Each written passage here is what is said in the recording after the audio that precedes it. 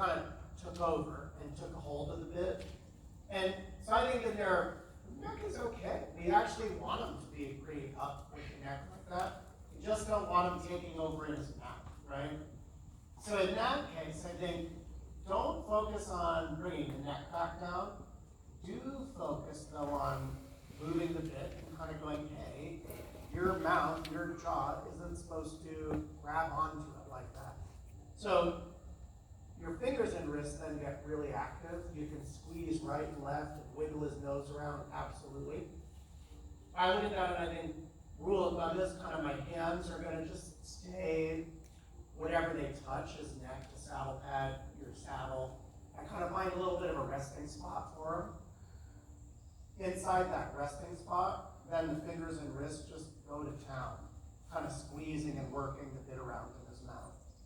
So that the bit is saying, your jaw, I'm going to basically preempt any grabbing onto the bit that your mouth might want to do. Versus, when I feel you grab, I'm going to shake you off. And then once you let go, I'll go back to being quiet. I stay a little interactive and a little talking to him even when he feels good about that movement. Okay, try again.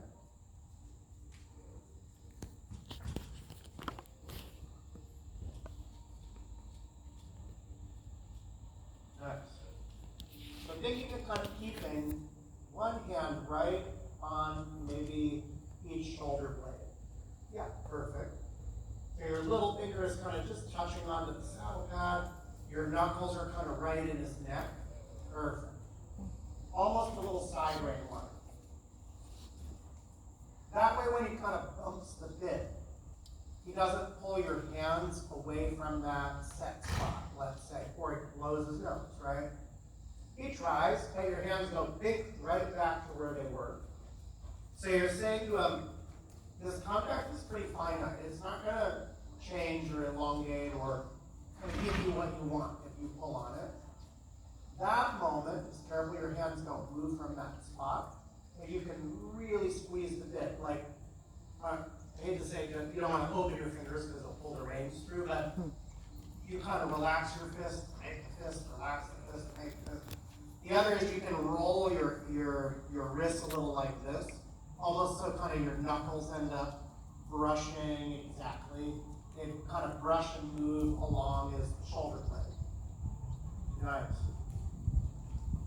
Super, super. That's good there with the power. There, that's fine. You're walking, I should say there, just backed it off a little. That's the transition. And that idea with the hand of going, he thinks, let's say, contact is negotiable. So he thinks if I talk about it enough, maybe she'll relent a little bit of that to me. So the walks don't build either. When you walk, you can go on a long rein if you want to and give him the buckle. If he's good and safe and everybody's good with that. But if he's on contact, and if he's, I'd be going, yep, if I'm going to keep him on contact in the walk, I'd have kind of the same rules. What I want from that when he's a little unsteady and wobbly like that, like he said, he thinks the contact is changeable. And I want him to think the contact